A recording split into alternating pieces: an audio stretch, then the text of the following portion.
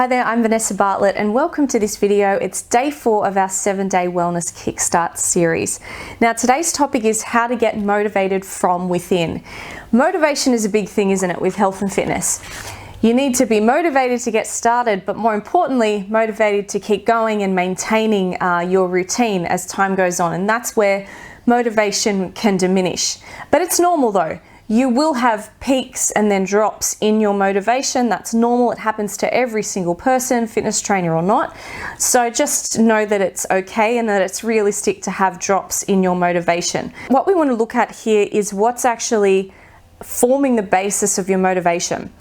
Where are you getting motivated from? Is it within yourself, like where you're truly connected to your goals in your routine and having belief and a connection with what you're doing? Or are you always relying on external motivation to keep you going?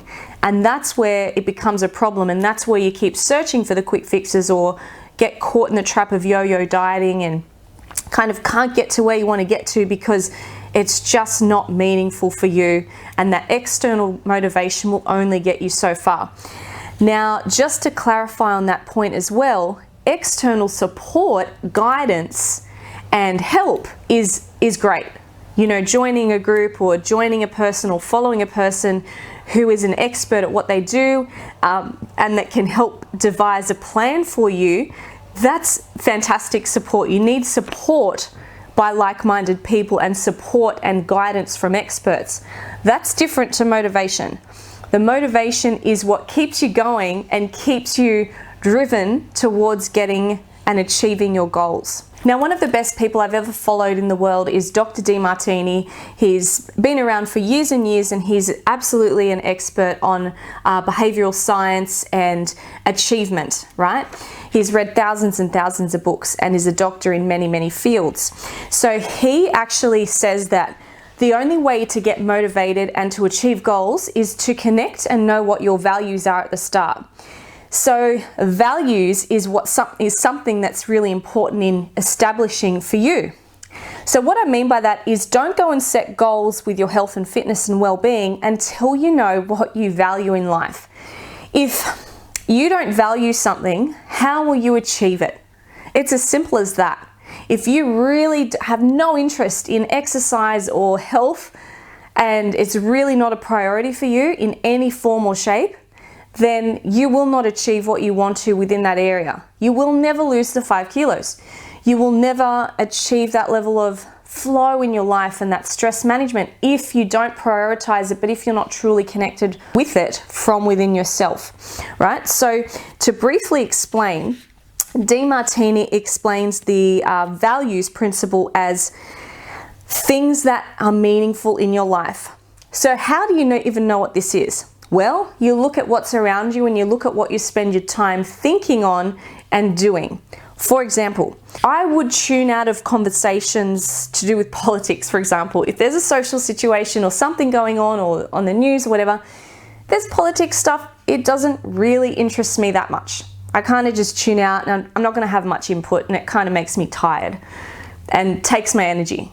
But no matter how tired or low or out of it I'm feeling, if there is a conversation happening about well-being or fitness or health or something new that's come out in research to do with wellness, my ears will prick up and I'll know, oh, yep, I really love to be part of that conversation because I have a genuine interest in it and I genuinely value it in my life. Okay, otherwise I wouldn't be doing these videos and doing everything else I do, right?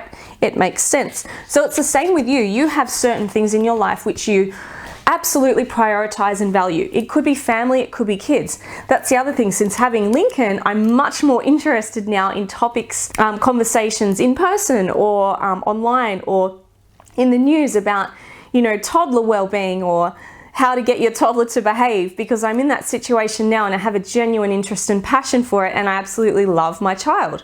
So it's the same for you. What interests do you have that you always go back to? Whereas before I had kids, I probably wasn't really interested in that and I wouldn't have prioritized that as part of, something in my life. So whatever the case is, it's kind of learning, I suppose what you're interested in again. You know what you like in life, you know what you follow and what you engage in, but it's learning to use those things in a positive way to set and achieve goals. So if you are really low on motivation with exercise, what you want to do is frame it in a different way. So rather than just exercising for you to lose the 5 kilos or whatever it is, maybe you could look at it more long-term and part of your lifestyle to go, all right, in 10 years, how do I want to be with my kids? Do I want to be kind of dragging myself around? Do I have energy to keep up with my children, with my future grandchildren?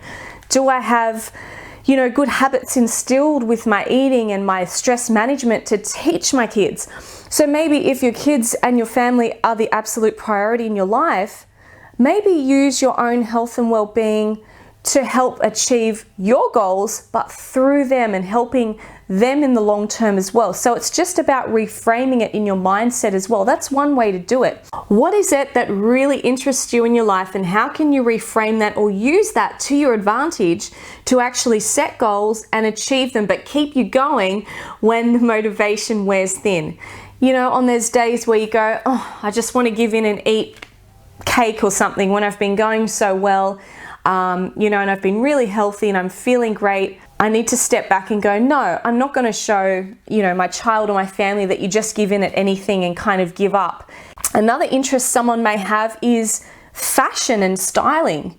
Giving yourself a reward of going to buy a beautiful dress online once you have completed, the first month of your exercise plan or well-being, knowing that you're doing that not just to fit into the dress, but to actually reward yourself and go, actually, I will go to that fashion show, or I will, buy that particular dress I've had my eye on that's a bit more expensive, because you love fashion and you generally have a passion about it.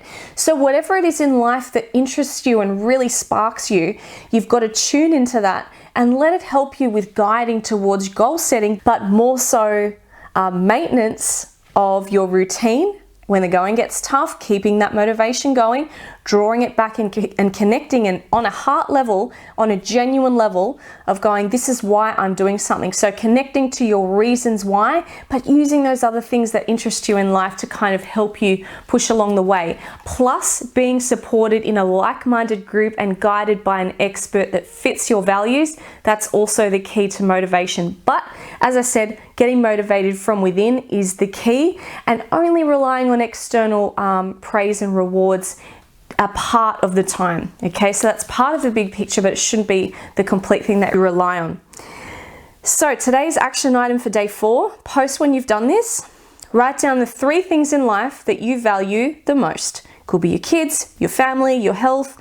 As I said, being fashionable, could be in money investing, could be cars, could be helping other people. There's no judgment here. It's just to determine what means something to you. Then use that to create your top 3 wellness goals for 2020.